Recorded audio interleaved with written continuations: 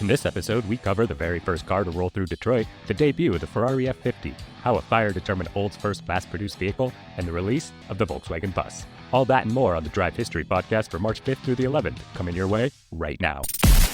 It's time to cruise the highways and byways of the auto industry's past, present, and future. Join us in exploring the vehicles, people, events, and places that have shaped the way we move. This is the Drive History Podcast. Welcome to the Drive History Podcast. I'm Brian Corey, joined as always by Jordan Stead. What's going on? What's happening? This week we are discussing March 5th through March 11th. But a few days ago, I did something that's kind of interesting I thought you might like to know. Oh, okay. I got licensed. Well, licensed isn't quite the right word, but I took a class that allowed me to take the first steps to become a licensed dealer. Oh, like a private car dealer. Oh, cool. Yeah. Okay. Or weed or whatever. Sure. But mostly cars. I just took, it's like an 8-hour required class to go on that journey. And I never really anticipate opening a car dealership, but I just wanted to learn about it. And holy cow, there's a lot of regulations and a lot of math and a lot of things I don't really want to deal with. But it was also pretty intriguing to be able to just flip cars, because that's something I've always loved doing. Yeah, we know that. So, am I making up that if you are just a private seller, you can only sell 2 cars a year? 4. Okay. In Washington State. In Washington State is the legal limit, but it's illegal to sell any amount of cars intentionally for profit, meaning you buy something with the purpose of selling it. How they can prove that, Right. I don't know. Yeah. But that must have been tricky in COVID when everybody bought something and it was worth $30,000 more for absolutely no fucking reason. Seriously. I wish I sold so many cars. Yeah, that's interesting. Okay, cool. Well, how do you feel? You going to go through with it? No, unless you want to give me like $500,000 to start a car dealership. But what does it cost to do? I mean, the actual licensing of the whole thing is not that much. It's like $970 to get the certificate, but to get that certificate, you have to show that you have at least a year lease on a property. That property has to be include a building with indoor plumbing, and all these sorts of regulations. You have to have a sign. Okay, you can't just hang up some piece of vinyl on the fence. So basically they're like, hey, you want to sell cars? You need to literally become a physical car dealership. Right. There's no just do it from your house sort of situation. Okay. Which is unfortunate because I could sell a lot of cars from my house. Yeah, 100%. Have you seen my driveway? Yeah, I was going to say you could start right now. Yeah, even without this license. But anyway, welcome back, everybody. Thanks for listening. Episode 4. We're feeling good. We're rounding it out. We're getting better, we think. I don't know. You tell us. Hit us up in the comments. Find all the description stuff in the box below. Holler at us. Tell us how we're doing. Give us your stories. Send us your photos. All the things. I would love to know how much you hate this. Yeah, same. Yeah. Are hate tweets still a thing? We'll find out next episode when nobody sends us any. Let's get to it. March 5th. 1927, General Motors announced LaSalle, which would be the companion brand to Cadillac. The only story that I have about this, which is kind of significant for my upbringing, is my uncle had a 1940 LaSalle when I was a kid, and I would call it the big honking car, and I'd always go out to his garage and just like toy with it. Right. So it was one of those cars that got me into cars, and it's probably why I love big, slow cars to this day. Yeah, now that you've said that, I'm like, I guess that kind of sums up a lot of your car interests. In fact, currently in your garage right now. Yeah, 49 Plymouth, big slow car. Perfect. March 5th, 1929, more than 320 new cars are destroyed when fire breaks out at the Los Angeles Automobile Show. There's a myth that the wrecking yard next to the automobile show started the fire. I love how, God, I feel like fires for this thing that just randomly happened all the time and wiped out huge significant chunks of history and cities and wherever people were, like prior to basically 1930. Yeah. Whereas like everything, there's always fires. True. Seattle's burning down. LA is burning down. All this shit's happening, burning down. Rome is burning. Yeah, I guess so. You're right. It's weird. It seems like such a simple thing to fight, but it's, how do you get all that water? Just stop kicking over lanterns, cows. Yeah, what the heck? Yeah, anyway. Chicago, RIP, but it's back. Was it ever gone? What are we doing? Also in 1929, on March 5th, David Buick, the founder of the car company that bears his name, died. I have never owned a Buick. Here's my hot take of the episode, because I always seem to have one. The Buick Century. Hot take's a good thing to do right after the fire story. Yeah. Well played. A Buick Century is only sold in champagne color. I've literally never seen. I might even go as far as to say all Buicks. Well, there's actually an age limit on when how old you have to be to buy one, and it's 60. Well, I knew the moment my dad went from being my dad to like an old dad was when he bought my grandpa's champagne colored Buick Century off my grandpa and was like, I love this car. Like, it looks so cool. It's such a great car. I love the design. It's timeless. Just a great car all around. And I'm like, no, you're just old now. Like, this is You're what just happens. old. Yeah, you're just old. Is that the color in general? Any car, champagne, you're old. I mean, yes. And brown, like just like any shade of brown. Yeah, I mean, champagne, there is no good champagne colored car, straight up. In my hot take number 2, I guess, in this episode. I hate champagne on cars. It's the worst color. I like drinking champagne in cars, generally in the back seat. I don't even like champagne to drink. So I guess I really just have an issue with everything about champagne. But seriously, You just pissed off everybody in France. I know. I'm just, here we go again. Take 4. Anyway, but like truly, Buick Century is the ultimate old person spec car. Fair. Straight up. Fair. And they're only made in Champagne. Case closed. Moving on. Well, we're drinking hop water, so champagne of water. Yeah. March 5th, 1955, the BMW Isetta debuts to the press. If you're familiar with Family Matters, it's the car Steve Urkel drove. The little one-door red and white car. Pretty cute. It's pretty funny to see how far BMW has come. But BMW owns Mini, right? It's kind of like their Mini of the 50s. Yeah, that's true. March 5th, 1967, Richard Petty wins his 50th NASCAR Grand National race. Again, there's a lot of NASCAR stuff in this time of year, but there's a lot of races going on. It's the beginning of the season. Still not a big NASCAR fan. If you watched the Daytona 500 the other day, nearly all of the cars crashed on the last lap. So, Jesus.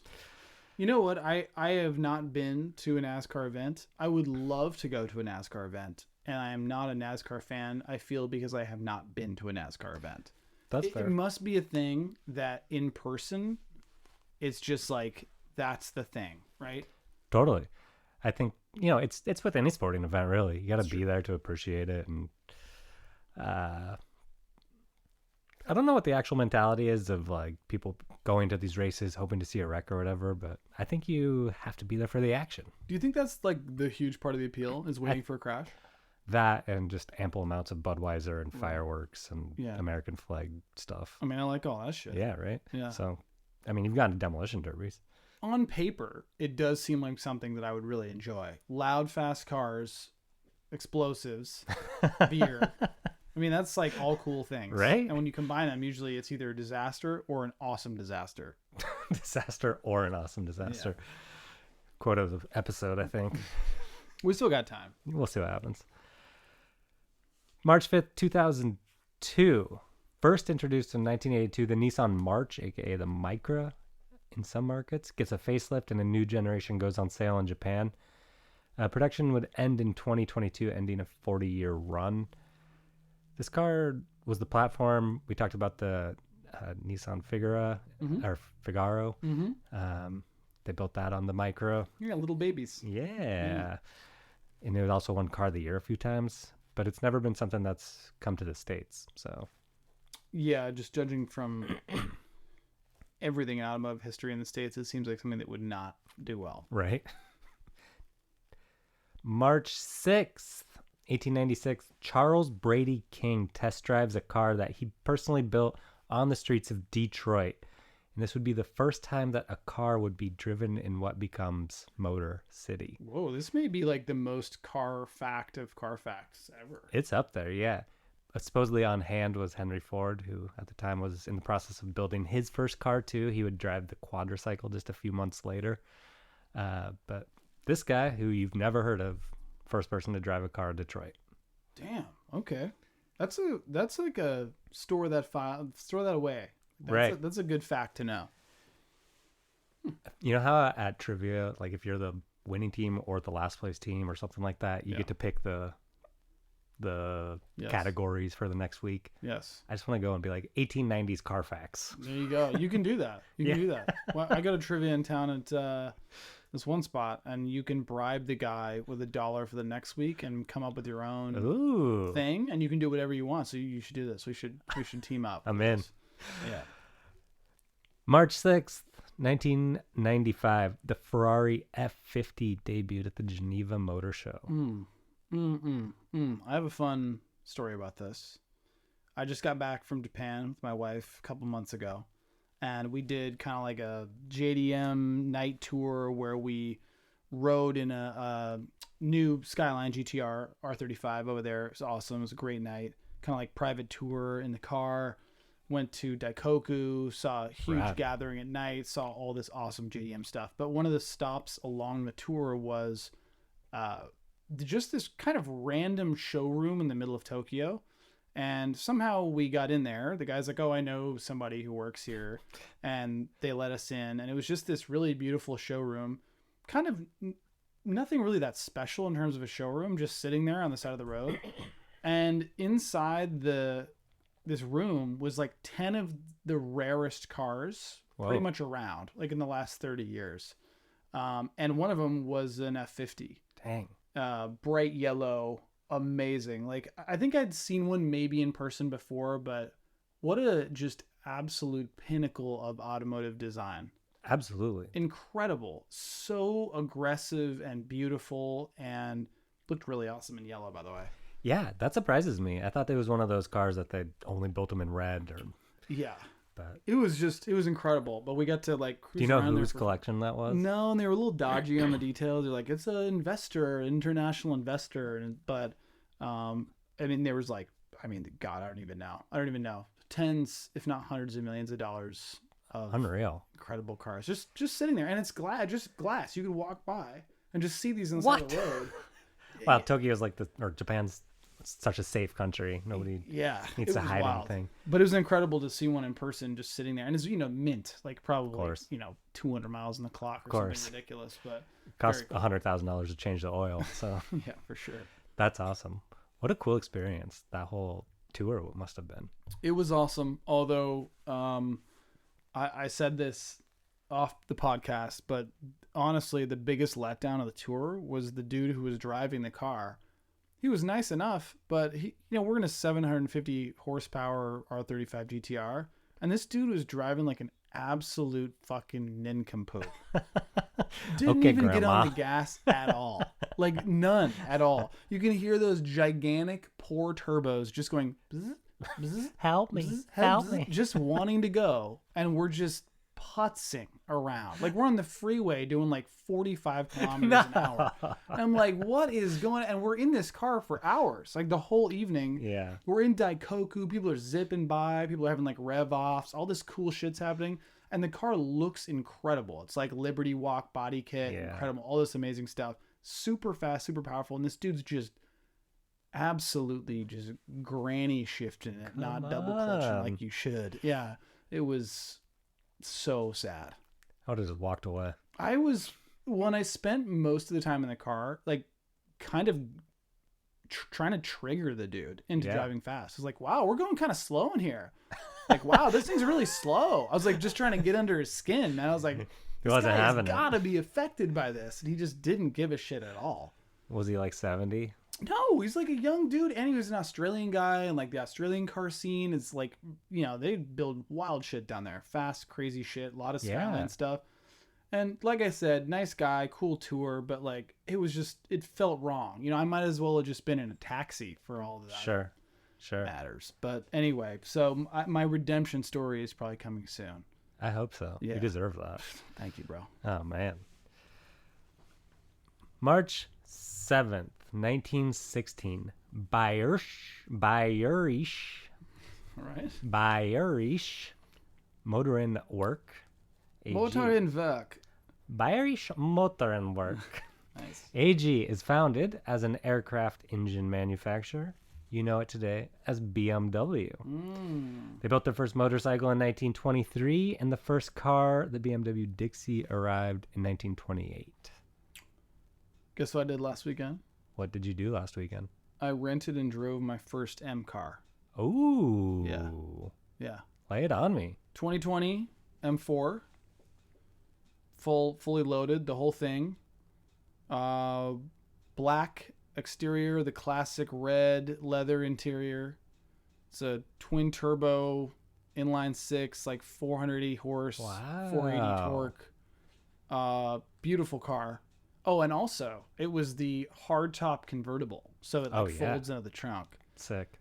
And at the time of driving it, which was several days ago, so nothing has changed, by far and away the fastest road car I've ever driven. Dang. Like, you'll learn more about us as the show goes on, but I'm kind of a slow car fast guy in my actual life. Like, I buy sub $10,000 shit boxes, and they're slow and fun, and you just beat on them, and that's like your feeling of speed is, Thinking you're going fast? yes, You're not. yes, yeah, poor man speed basically. But I went to Vegas last year, drove a Lamborghini and a Ferrari on track, 750 horsepower, twin turbo stuff. And it was insane and fast, but it was on a track. Right. Totally different story. Right. I mean, nearly 500 horse and torque on the street, especially when you're in Pacific Northwest and there's just like damp. Yeah, tell me, everywhere. where are you going? What are you doing? Yeah, we rented it down in like kind of Auburn area in Washington, and just took it out on back roads. We just kind of went up to Snoqualmie Pass and kind of did some back roads, some Tiger Mountain stuff, and Hit the logging trails. yeah. Well, actually, funny story about that. Same day, I'll tell you in a second. But the things that stand out to me in no particular order is I didn't kind of like it for the first half an hour, which is typical when you get into anything new. You're kind of like, what's going on? Then the first thing I really appreciated was not the speed, but it was just the luxury factor. Oh, sure. Like, it's very luxurious. Feel good.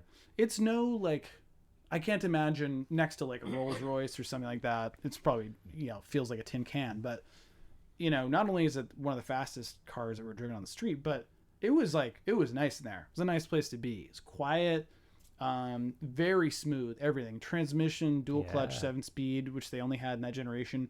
Lightning fast shifts, but even when you're not on throttle, like, so smooth. You don't even feel the gears, decelerating, accelerating, all the things. Amazing. I'm jealous. I want to get in here. It was very cool. Brent's on Thanks Turo. for the invite. Yeah, got you. It was on Turo, and I think I paid maybe $100 for a day rental. Turo's killer. Like, yeah, man, you can get some fun stuff on there. Yeah, you just have to find the people that don't put their Tesla for $800 a day or whatever. But anyway, incredible car. Sorry, I forgot to charge it. That's right. Incredible car. Speed is just effortless. Like, it's so smooth. The sound really grew on me. The inline six sound really grew on me.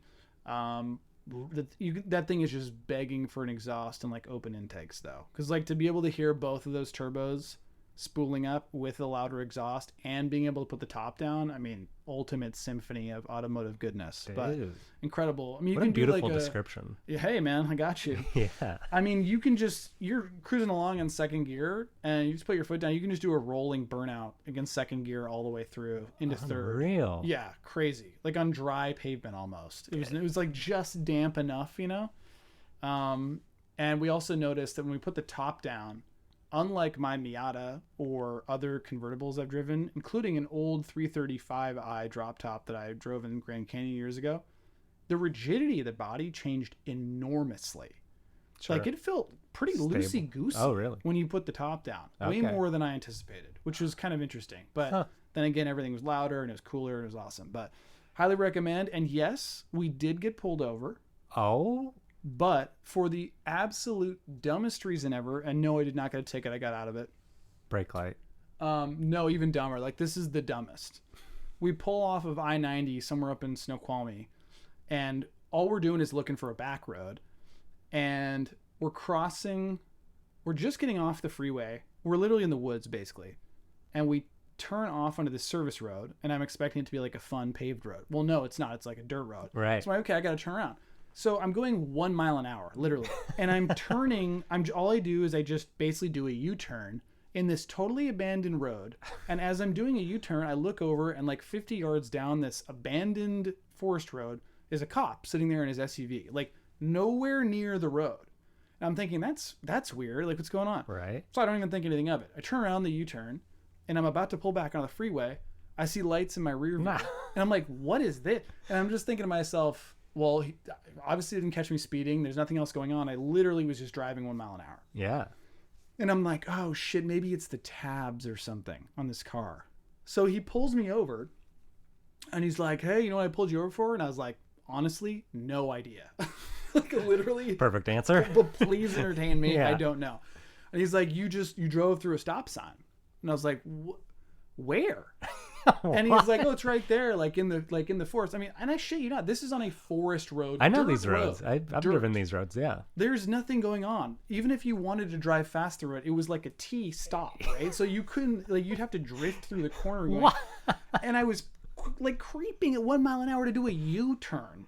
And he like pulled me over because I didn't stop before the U-turn. But I didn't even see this. It had to be some sort of situation where he was just suspect of this like nice car in the woods. Maybe. It was very weird. And I was like, he took forever to like look at my license and stuff. And I'm thinking, oh my God, like the irony of renting a 500 horsepower M4 and then getting a ticket while going 1 mile an hour for not stopping at a stop sign is probably the dumbest thing of all time. You should frame it. Well, you didn't get one. I didn't get it. Yeah. He came back up. He was cool about it. I told him it was a rental. I was like, yeah, I can't afford this shit in real life, so I rented it for a day. and he's like, that's cool, man. Yeah, just go enjoy it. You know, I'll let you off this time. But it was very nice of him. Shout out that dude. He was cool, but it was the dumbest way to get pulled over of all time. That being said, I'll take that over, you know, tripling the speed limit in a rented M4 any day and going straight to jail. Yeah, so 100%. Yeah, that was the day. Sounds fun. It was cool. Mine is a little hiccup. But honestly, that added to the vibe of the day. It's fun. Cool. Yeah, sure. I think I mentioned before that I had an E36, I had a 98 323.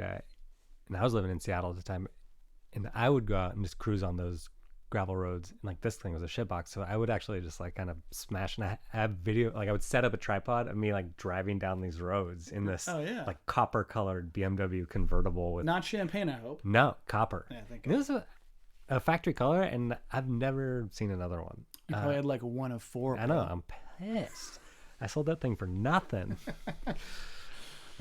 Good story though. Yeah, it was an awesome car. I totally get it. I totally get the GT Tourer plus fast as shit car. Like, you can transform instantly. And all I could think about was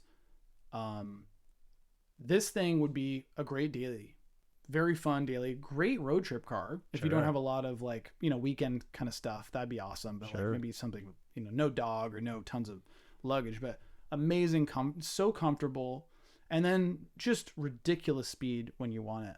And the only thing that would have been crazier is we almost rented a 2023 M4 competition X-Drive, which is the all-wheel drive version. It's like almost 100 more horsepower, maybe 50 or 60 extra horsepower. It's just would have gotten crazier and crazier. But yeah, it was a great car. Very fun. I'm jealous. We'll do it. We'll do it. There's a lot of good stuff around here for rent. All right. March 7th, 1929, General Motors initiated the purchase of 80% of Opel. I just have to say I love Opel GTs. It's that little red sports car I used to have. I've had a few of those now. I regret selling both of them. I think they're one of those cars that are going to start escalating in value a little bit, but that's not why I like them. I just think that they're a beautiful design. Like it's kind of like the Miata of the 60s and 70s. Well, also not a roadster. That was a bad comparison. Just a small little sports car. Fun, 2-seat, 1.9 liter, 4-speed. Cool. Let her rip. Yeah. Baby Corvette, they would call them. I could see that. Like the visual kind of like... Well, hence General Motors owning Opel at the time. There was definitely some like crossover in the design Interesting. factory. Yeah. March 7th, 1938, Janet Guthrie is born. She's the first woman to race in the top levels of NASCAR. She finished a respectable 15th in her first Grand National race, the 1976 World 600. She was also the first woman to race in the Daytona 500, which she did in 1977, finishing 10th with 2 blown cylinders. That same year, just a few months later, she became the first woman to race in the Indy 500, where she finished 29th with engine trouble. But she followed it up with a ninth place finish the very next year. Damn. Janet going hard. Yeah, she killed it. She actually responded to, or she left a comment or sent me a message or something because I posted about her a couple years ago. Yeah, so she's still kicking. Whoa, that's cool. Yeah. We should get her on. Right? Oh, that'd be fun. Yeah. Janet, where are you at? Yeah, you commented on my shit one time and you now owe us Yeah. an in-person podcast recording. It's only right. Come out to Bellingham. That's right. March 8th, 1929, the 1 millionth Oakland comes off the assembly line. Oakland would become Pontiac. Weird. I think it's the only brand where its partner brand introduced later absorbed it. Never even heard of that. Yeah, most people haven't. Oakland, Michigan, I think, or Oakland County, Michigan is where it was produced. March 8th, 1950, the Volkswagen Bus, officially the Type 2, goes on sale. My family had a Volkswagen Bus growing up. I think it was like a 76 maybe. Oh, yeah. Brown on brown. Ooh. With like a tan, like a little lighter brown on top. Yeah. You know? Did it have a name?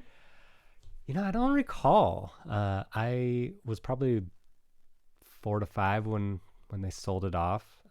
But I think one of the earliest photos of me in a car is holding the steering wheel of that bus.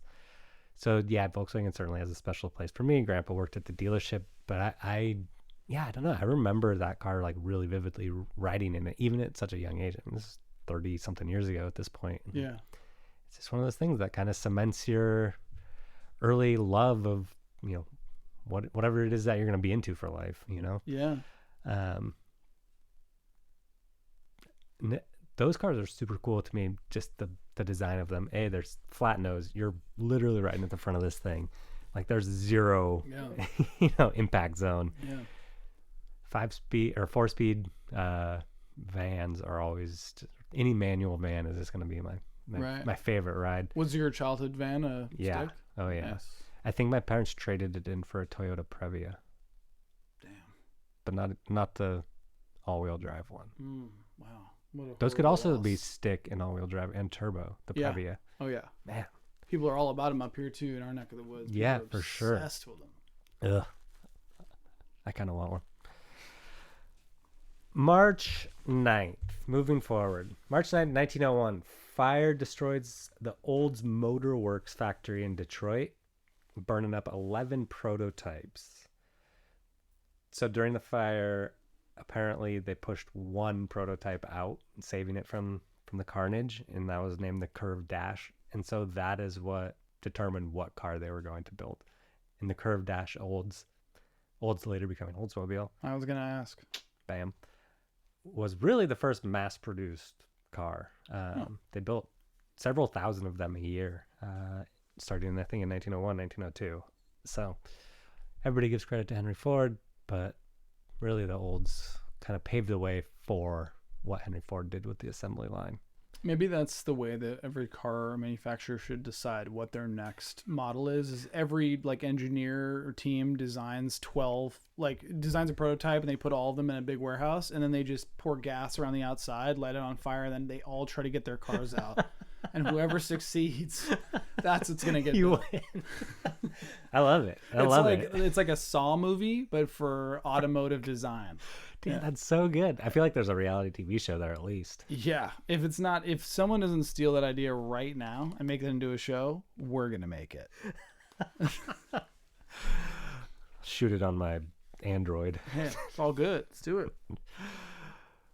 March 9th, 1955, the Fiat 600 debuted in Geneva. So the Fiat 500 the original Fiat 500 had been in production since 1936. It was also known as the Topolino, which I believe is mouse in Italian. It was a cute little car. The 600 came out, but 2 years later, they reintroduced the Fiat 500, which has the same iconic design that you still know in the modern day version of the vehicle. Carries a lot of the same character, I feel like. Yeah. I I do know. From personal experience. We talk a lot about the cars we haven't owned, but that's true. Yeah. Here's the one we have owned. That's true. One of the few areas where I can speak to is I had a 2013 Fiat 500 at Barth. About whatever you want to say, but I just called it a Barth. And it was a lot of fun. Talk about a car that I just never would have thought I would have owned. Like, I don't even know why that happened. Truly. It was probably one of my first, like, Craigslist fuck it buys. Well, didn't you trade in, like, a BRZ or something for it? Or... Yes. That's a whole different story, though. But the craziest part about this purchase is it was a 2013. It was for sale in Seattle. It had... what did it have? It had less than 30,000 miles on it. I think I bought it in maybe like 2018, and I bought it for $9,000. Deal. Like basically 5 years later after it was released with 30,000 miles. Good deal. For $9,000. The sticker from the window when the guy bought it was $35,000 less than 5 years ago. Here's the twist. The guy who really owned it was in the Air Force, and then he was stationed internationally. Uh-huh. And he'd been stationed internationally for years. So he basically bought the car, then got deployed, never got to come home and drive it. So he got his roommate to sell me this car. And like basically a roommate is never going to like really fight. Did you have the title for this? Yes. Was it really his roommate? Yeah, the whole thing. And I bought it, and I mean it was such a stupidly fun car. And yeah, I drove it. I was impressed. Yeah, and it was also... And you did some work to it, though. I did, yeah. I did like full suspension swap. I did a bunch of mods. I tuned it and intake and front mounted intercooler and all the things. And I mean, it made all the fun noises, right. All the boosty boy noises. Those things, one of their coolest things about them is they come without mufflers from the factory. So it's essentially like not a straight pipe, but it just doesn't have mufflers. So you have a cat. Right. And then you have, I think you might have one resonator, and then that's it. So that's why it sounds like an old tractor. And it's just awesome. It was fun. It was actually weirdly practical because it's a hatch and you can put the back seats down. And I have more room in that thing with the seats down to haul a dog than I did in like any sedan. Oh, sure. Which is crazy. And it was fast. Like fast in the slow car fast shitbox way. But it was loud. It was engaging. It's fun to drive. It was black. It was very cool. I miss it all the time. But I did sell it to Carvana in the COVID years. That's when Carvana like exploded and then right. just imploded right after that. But I think I caught them right because they were time. buying all these cars for totally way too much. And they came to the house in the middle of COVID, pulled up a flatbed truck, and at the time the car was having a little bit of some mechanical issues. So I was like, oh God, are they gonna drive this thing and find out that it's not in a great position? They literally turned the thing on, turned it off, handed me a check for I think $7,500. Dude, I drove it for 40,000 miles. I bought it for $9,000, and I sold it to Carvana for $7,500. That's wild. Fully modified as well. They didn't even look at the mods. Nothing. And then of course the business collapsed after that. Yeah, way to take advantage of the moment. You don't hear those types of car stories very often. Although I feel like it's everybody just like putting in an order for a new car and then immediately listing it on Craigslist for $30,000 more than whatever they bought it for. At least I was in that era. So good work. Yeah, although now not only do I miss the car, but I am seeing people now selling them for like $15,000 for way more miles than I had on mine. Totally. But before we move on here, I just got to shout out Al from Al's Mod Shop down in like Burien, Washington. He was one of the dudes like in the Barth group in my area. And you know, every car has its little collection of people on the internet, right? And this was like an awesome group of people. Like the Barth community was so cool and quirky and weird and fun. We had like a Barth-BQ, just a summer barbecue and all this dumb shit. But shout out Al, because that dude literally installed every mod that I bought in the car. I'd buy everything secondhand, like off of forums. Yeah. And then I'd be like, Al, I don't have a garage at the time. Like, I just need some help. I'm not like a big wrenching guy. And he's like, oh, yeah, just drive it down. We'll do it. And like, I spent days at this dude's house. Like, he would take this whole thing apart. We'd be hanging out. I'd be buying us pizza. Like, he modified the shit out of this car. Like, without Al, that car wouldn't have been anything like what it was when I had it. Especially at the end. So shout out Al. Shout out Al. Car community for the win. Yeah, it was cool. It's very cool. Right on. Okay. Here's something that's super, super interesting. And I don't know why I included this, but it felt necessary to have a little tidbit about March 9th, 1985, when the first Adopt a Highway sign was put up.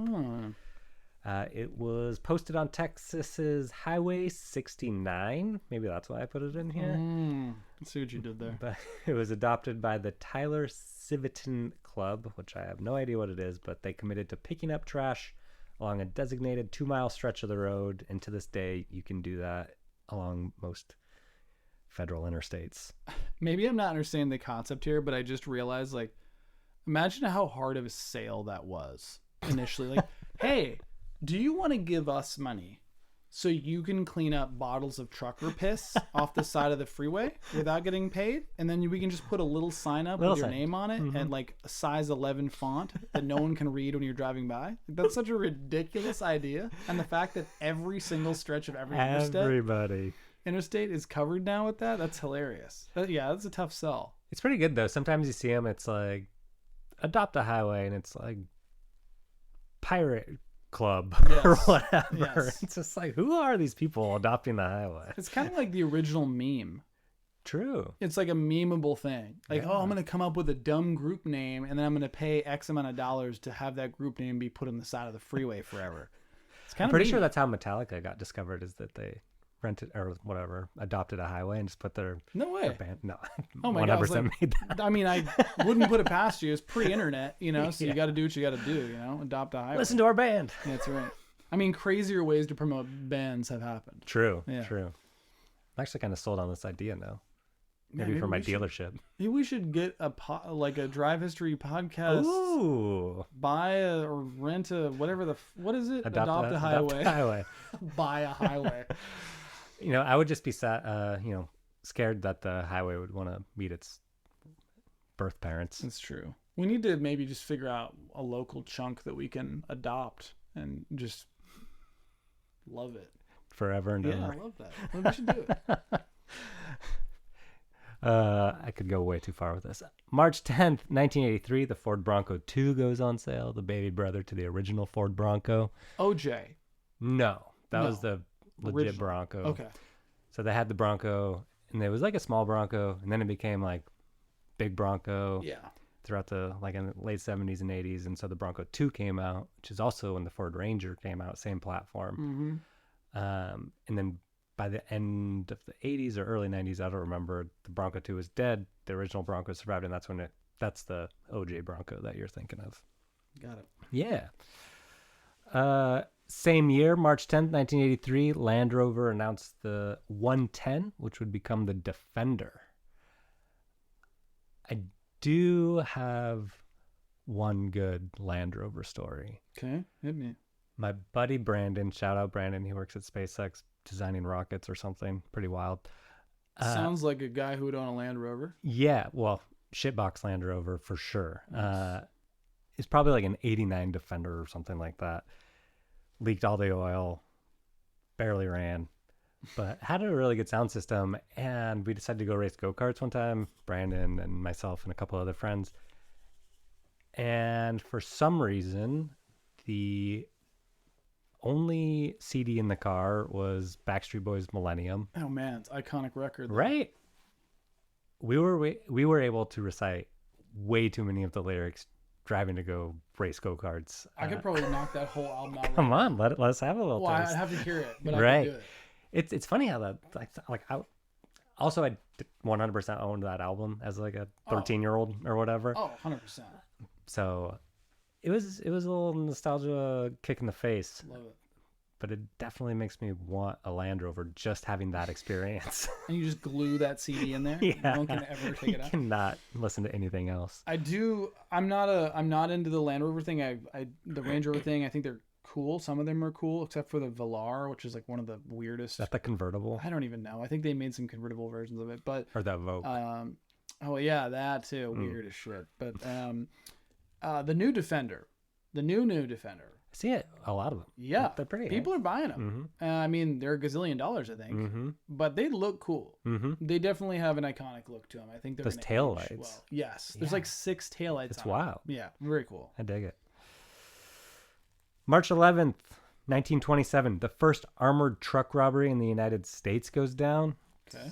The Flatheads gang staged the first stick-up of a U.S. armored truck on Bethel Road, 7 miles outside of Pittsburgh, Pennsylvania. The truck was carrying $104,250 of payroll money for the Pittsburgh Terminal Coal Company when it drove over a mine placed under the roadbed by the bandits. The car blew up and 5 guards were badly injured, and the bad guys made off with a little bit of burnt money. Yeah, I was gonna say, what were they thinking that through at all? Like, where was the money supposed to go when they drove over it with a mine? That's a great question. I do not have the facts on this, but Like, I don't know, some some nail strips or Right. something. That I feel like that would be more effective. a little extreme on the Yeah. slowdown. You just like turn your flashers on and park in front of them. Also, we need a gang. Oh, Now that we have this podcast, we need to come up with we need some like listener mail that tells us what we should name the gang known as the fans here. Like, if people are listening, what do you want to be known as? You know what I like mean? that, We need yeah. we need a Drive History gang name for listeners. kind of like the Flatheads. Too bad they already stole it. Just straight up steal it. Nice. Yeah. Please let us know. Also, 100K plus. That's a lot of money for That's 1927. dope. Yeah. That was mega. Yeah, that would buy you a lot. I love how That'd buy you everything. That'd be like 100 houses. Totally. Yeah, like also I just said, damn, 100K, that was a lot of money back then. Yes. because it just is not anymore. So 100K was a lot of money in like 2010. yeah, that might as well have been 1927. Jeez. March 11th, 1929, Henry Seagrave raises the land speed record to 231.446 miles per hour, driving the Napier Golden Arrow. This was really an era of people just trying to go faster and faster and faster, and it was pure daredevilism. Like, there was nothing to protect you if something went wrong. I mean, even if you did, what's going to protect you at 230 miles an hour? Like, that's just insane. Sure. Although I did just watch someone in a YouTube video the other day crash something going over 200, and it was like caged out and everything. They had all this stuff, and they looked fine, Oh my God. which was insane. Which, yeah, probably not normal, but I just can't even imagine going anywhere near that number in speed. Once you get over like 110, things start getting squirrely. Totally. Like, it's like a whole different story. Even in Totally. amazing cars, like it's 110, 120. You're like, okay, Now we're things doing are something. happening. Yeah. Yeah. Your blood starts boiling. 100%. Okay, we're going to round out this week with something that I think we can all appreciate. March 11th, 1971, the Lamborghini Countach makes its first public appearance at the Geneva Auto Show. Did you have a Countach poster on your wall? I did not, but I've always loved them. Yeah. Although this is a great closer because I also have a fun little story. So I'm walking my dog after we moved up here a couple of years ago, and I'm walking through the neighborhood, and just very suburban-y neighborhood, And there's one semi kind of modern looking house, kind of boxy, squarish in my neighborhood. And I always pass it, and there's always like a series of weird or interesting cars in front of it. Some like luxury stuff, some like V12 Mercedes stuff, whatever, all sorts of things. A couple of big boats, like 2 matching Land Rovers. Like obviously somebody's got a car thing and somebody's got money to spend, or a crazy credit line. But Second mortgage on the house. But one day I'm walking by and I see this woman in the front yard, and I start talking about, I'm like, hey, I've always walked by, like, are you into cars? Like, what's going on here? And she's like, oh, it's my husband's thing. Like, he's into it. I mean, I like cars too, but like, this is really his thing. And this is the part where I can't remember if I'm making it up or not. Was the garage door open or closed already? Anyway, I think it might have been open already, because I was like, well, clearly, because this dude in his garage has a late 80s cocaine white Countach. Yes. Sitting in this, like, you know, smallish suburban home. Yes. Driveway. And thing looks unreal in real life. Like the angles in that thing and just the geometry. The wedge of it. car. Crazy. You know, and it's sitting next to like a modern F-150 and like another in like a Mercedes. And just seeing the absolute departure from a design perspective is crazy. And I'm thinking to myself, okay, this is wild. And I start asking her about it, and she's like, oh yeah, that's like his baby. It's actually really cool. He just had the entire engine and transmission serviced and shipped back over from Europe. No like, totally way. rebuilt. And I'm thinking to myself, it's already one thing to own a Countach. But to be like, you know what I'm going to willingly do? I'm going to ship off the internals of this entire vehicle, V12, right? Right. Like crazy transmission, crazy 80s stuff. I'm going to ship it all the way back to Europe to have it be rebuilt, and then they're going to ship it here, and I'm going to install it, or someone's going to install it. And every time I walk by this house, I'm like, good Lord, there's just a Countach sitting right in there. How right do I get on this guy's well? It's for real. Well, I do, not to be a total creep, but there was just a truck outside the other day with a construction company and a name and a number on it. So you got to weigh in some chat and some messages to us. Should I call this number and try to get this man on the podcast? Because I feel like he's got some major stories. Heck yeah. Yeah. Also, it sounds like I'm in the wrong business. Yeah. I mean, I feel like that's the only other thing that I would have immediately assumed is like, this person obviously owns like a badass construction company. Like, I feel like that's like the one thing you have to do. Yeah. Anyway. Yeah. That's a lot of stories. Poster child for a poster car. True. There you go. Yeah, a lot of stories this week. This is some good fodder. I had things going on. You hit all my stuff. You hit my Fiats. You hit my M4s. You hit my Countaches. You like all this stuff. You're ripping. You got this. Yeah. Well, I might be just boring as shit on the next episode, but yeah. Well, thanks for listening, everybody. As always, a pleasure. What else you got? Anything left?